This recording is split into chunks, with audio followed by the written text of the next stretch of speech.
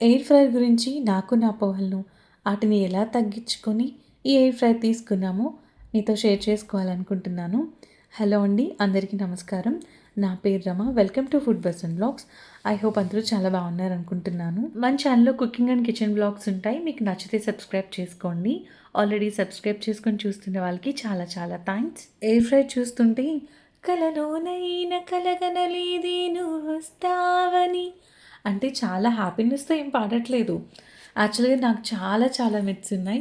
Air fryer గురించే కాదు, చాలా విషయాల్లో చదువుకున్నా కూడా మనం కొన్ని చోట్ల స్ట్రక్ అయిపోతూ ఉంటాం. కొన్ని ఆలోచనల దగ్గర రకరకాల న్యూస్‌లు పేపర్‌లోని, సోషల్ మీడియాలోని చూస్తూ ఉంటే వీటిని వాడొచ్చా? వాడకూడదా? అని అక్కడ ఆలోచన ఆగిపోతుంది నాకైతే. వాడొచ్చా అనే దగ్గర క్వెషన్ మార్క్ దగ్గర ఆగిపోతాను. మా వారు మాత్రం చాలా ఇయర్స్ నుంచి తీసుకుందాం అంటున్నారు కానీ, నాకెప్పుడూ అసలు అంత ఇంట్రెస్ట్ లేదు. మా ఇంట్లో డీప్ ఫ్రై చేసేది చాలా తక్కువండి. పండుగలు, పబ్బాలప్పుడే. ఎలాగా ఎయిర్ ఫ్రైలోని, ఓవెన్స్‌లోని గారెలు, వడలు, బూరెలు ఇలాంటివి అసలు అవ్వవు కదా! వాటికి మనం ఆయిలే వాడాల్సింది. అందుకని ఎందుకులే అనిపిచ్చేది. ఈ ప్రొడక్టే వాడండి, ఈ కంపెనీ వాడండి అని నేనేం చెప్పడం లేదండి. అసలు ఇది ఇప్పుడు తీసిన వీడియో కాదండి, ఎప్పటిదో. ఇప్పుడు షేర్ చేస్తున్నాను. ఓవెన్ కన్నా ఎయిర్ ఫ్రైయర్ సేఫ్ అంటారు. ఎయిర్ ఫ్రైయర్ తీసుకునే ఆలోచనలో మీరుంటే గనక, ఇలా నాన్ స్టిక్ బాస్కెట్ కాకుండా మీరు గ్లాస్ బాస్కెట్ గానీ, స్టెయిన్‌లెస్ స్టీల్ బాస్కెట్ ఉంది కొనుక్కోండి. అది చాలా వరకు healthy. First point, air fryer ఎందుకు తీసుకోవాలనుకుంటాం మనం? అసలు ఎయిర్ ఫ్రైయర్ ఎందుకు తీసుకోవాలనుకుంటామండి? ఈ గ్రిల్డ్ చికెన్, టిక్కాలు, పన్నీర్ టిక్కా, నెక్స్ట్ సమోసాలు, పఫ్‌లు ఇలాంటివి ఎక్కువ ఆయిల్ యూజ్ చేయకుండా లెస్ ఆయిల్‌తో చేసుకోవడం కోసం ఈ ప్రొడక్ట్‌ని వాడాలనుకుంటాం కదా మనం. అయితే ఎయిర్ ఫ్రైలో అసలు ఆయిల్ అవసరం లేదా?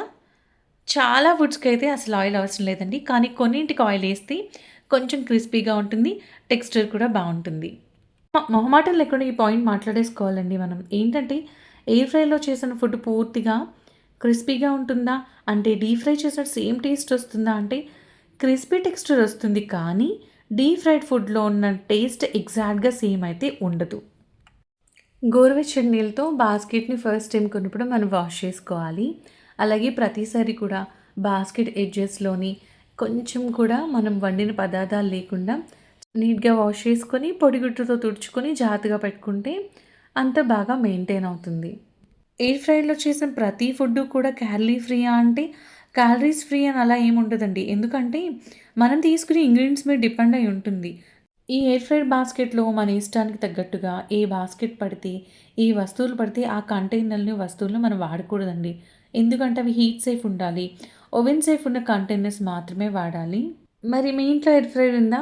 నేను ఇంట్లో నాకు తెలిసిన విషయాల్ని, నేను తెలుసుకున్న విషయాల్ని మీతో షేర్ చేస్తున్నాను. మీకు తెలిసిన పాయింట్స్ ఏమైనా ఉంటే, నేను ఏదైనా మిస్ అయితే నాకు షేర్ చేయండి. నేను తెలుసుకుంటాను.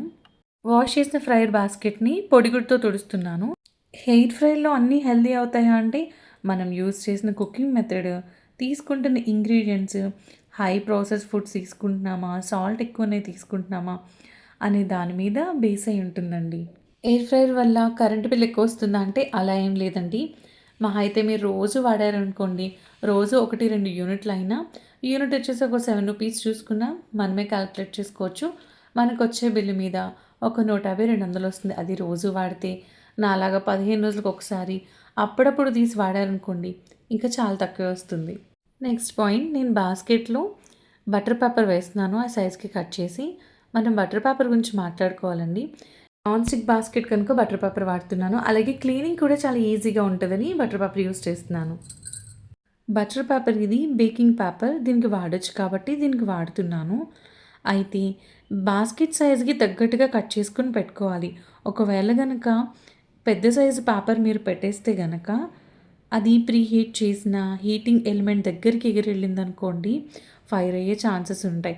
బటర్ పేపర్ వాడినప్పుడు మనం జాగ్రత్తలు తీసుకోవాలి. లేదంటే మన బాస్కెట్ సైజ్‌కి తగ్గట్టుగా బటర్ పేపర్స్ ఆన్‌లైన్‌లో దొరుకుతున్నాయి. వాటిని డైరెక్ట్‌గా తీసుకొని వాడుకుంటే ఇంకా సేఫ్. ఫస్ట్ పొటాటోస్‌ని ఫ్రై చేశాను. ఆ క్లిప్పింగ్ మిస్ అయిపోయింది. మీరు పొటాటోస్‌ని ఫస్ట్ యూజ్ చేయాలి అనుకుంటే గనక ఒక 15 నిమిషాల పాటు నీళ్ళలో వేసి నానబెట్టి వదిలేసేయండి బంగాళదుంపల్ని. అవి నానిపోయిన తర్వాత అప్పుడు పీల్ చేసుకొని మీరు ఫ్రెంచ్ ఫ్రైస్‌లా చేసుకుంటే అప్పుడు బెస్ట్. క్రిస్పీ అండ్ టేస్టీగా వస్తాయి. ఎట్ ద సేమ్ టైమ్ మంచిది కూడా. అలాగే నాన్ వెజ్ రెసిపీస్ ఏది చేసినా సరే, నేను ఇప్పుడు ఇది చికెన్ పకోడీ చేస్తున్నాను. ఇందులో కొంచెం శనగపిండి ఏసాను. దానివల్ల నాకు అర్థమైంది ఏంటంటే ఇంకొంచెం తక్కువ శనగపిండి వేసి ఉండాల్సింది. ఇంకొంచెం పెరుగు తగ్గించి ఉండుంటే ఇంకా క్రిస్పీగా ఇంకొంచెం బా వచ్చేదేమో అనిపించింది. టేస్ట్ చాలా బావుంది. ఇంకా క్రిస్పీగా రావాలి అంటే మనం వాడగా వాడగా చాలా విషయాలు తెలుసుకుంటూ ఉంటాం కదా! అలాగే నేను తెలుసుకుంటున్నాను. Tandoori chicken, chicken tikka, paneer tikka, fish fry ఇలాంటివి కూడా చాలా బావుంటున్నాయి ఇందులో. మనకిక్కడ ఏది చేయాలనేది ఫుల్ అడ్వాన్స్‌డ్ కాబట్టి, ఇందులో అన్ని ఈ ఎయిర్ ఫ్రైయర్‌లో అన్ని ఆప్షన్స్ అవే ఉన్నాయండి. వెజ్జా, నాన్ వెజ్జా, అందులోకి ఫిష్ కుక్ చేయాలా, చికెన్ కుక్ చేయాలా, మీట్ లేదంటే వెజ్జీస్ కుక్ చేయాలా, అన్నింటికి ఆప్షన్స్ ఉన్నాయండి. వాటిని చూసుకొని మనం ఆపరేట్ చేసేసుకోవచ్చు. ఎయిర్ ఫ్రైయర్ లోపల ఫ్యాన్ ఉంటుంది. దాని కింద హీటింగ్ ఎలిమెంట్ ఉంటుంది. దాని కింద ఇలా ఫుడ్ బాస్కెట్ ఉంటుంది.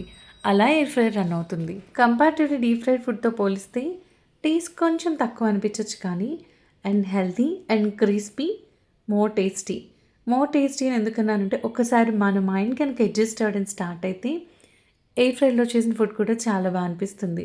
మనకి మార్కెట్లో 3 రకాల ఎయిర్ ఫ్రైయర్స్ ఉన్నాయండి. ఒకటి ఇప్పుడు నేను చూపిస్తుంది కదా మా ఇంట్లోని సింగిల్ బాస్కెట్‌ది. సెకండ్ వన్ ఏమో డబుల్ బాస్కెట్‌ది. థర్డ్ వన్ ఏమో కొంచెం ఓవెన్ మోడల్ స్టైల్‌లో ఉంటుంది. ఫస్ట్ టైం నేను అలా ట్రైల్ ఏద్దాం అనుకుంటే ఇలా సింగిల్ బాస్కెట్ తీసుకోండి. మీకు యూజ్ ఎక్కువ ఉంటుంది. చాలా రకాలు చేస్తూ ఉంటాం అనుకుంటే మీ ఆప్షన్స్‌కి తగ్గట్టుగా తీసుకోండి. 5000 బిలో అనుకోండి ఇలా సింగిల్ బాస్కెట్ వస్తాయి.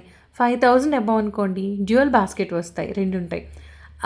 అది ఓవెన్ స్టైల్‌లోదనుకోండి 10,000 ప్లస్ 10,000 కొంచెం క్రాస్ చేసి ఉంటాయి. ఏసీ ఆన్ చేస్తే చల్లటి గాలి తగులుతది కదా! అలాగా ఎయిర్ ఫ్రై‌లోంచి హాట్ ఎయిర్ రిలీజ్ అవుతూ ఉంటుంది. అందుకే పిల్లలకి దూరంగా ఉంచండి. ఇందులో మీట్ కుక్ చేసినా, ఏం కుక్ చేసినా 2 వైపులు కుక్ చేయాలి. ఫర్ ఎగ్జాంపుల్ ఒక 10 మినిట్స్ పెట్టారనుకోండి, 5 మినిట్స్ ఒక వైపు అయిన తర్వాత ఇంకో వైపు టర్న్ చేసుకొని, ఇంకో 5 మినిట్స్ కుక్ చేసుకుంటే మంచిది. నేను మ్యారినేషన్‌లోనే ఆయిల్ వేశాను. ఒకవైపు కుక్ అయిన తర్వాత కొంచెం క్రిస్పీగా కావాలి అనుకుంటే, ఇంకో వైపు టర్న్ చేసినప్పుడు కొంచెం ఆయిల్‌ని స్ప్రే చేస్తే మోర్ క్రిస్పీగా వస్తాయి. ఫుడ్‌ని బాస్కెట్ నిండా ఓవర్‌గా ఫిల్ చేసేయొద్దండి.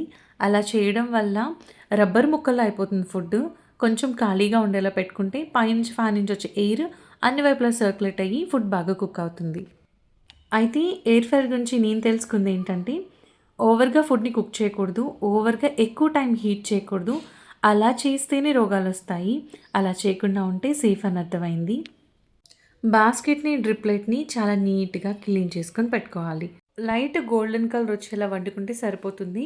లోపల కుక్ అయిందా లేదా చూసుకుంటే సరిపోతుంది. ఎయిర్ ఫ్రైయర్ వల్ల క్యాన్సర్, హార్ట్ అటాక్స్ వస్తాయా అంటే సైంటిఫిక్ అయితే ప్రూవ్ అవ్వలేదు కానీ రీసెర్చ్ చేసే వాళ్ళు మాత్రం వచ్చే ఛాన్సెస్ ఉన్నాయని చెప్తున్నారు.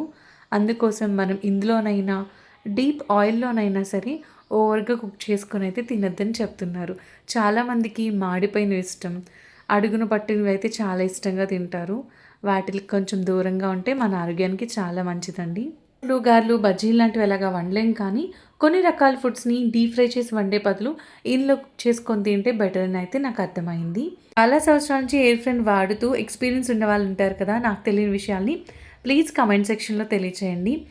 మీకు ఈ వీడియో కొంచెం నచ్చితే లైక్ చేయండి. ఎక్కువ నచ్చితే గనుక సబ్స్క్రైబ్ చేసుకొని అలాగే తప్పకుండా కామెంట్ చేయండి. మళ్ళీ ఒక మంచి వీడియోతో కలుద్దాం. Thank you.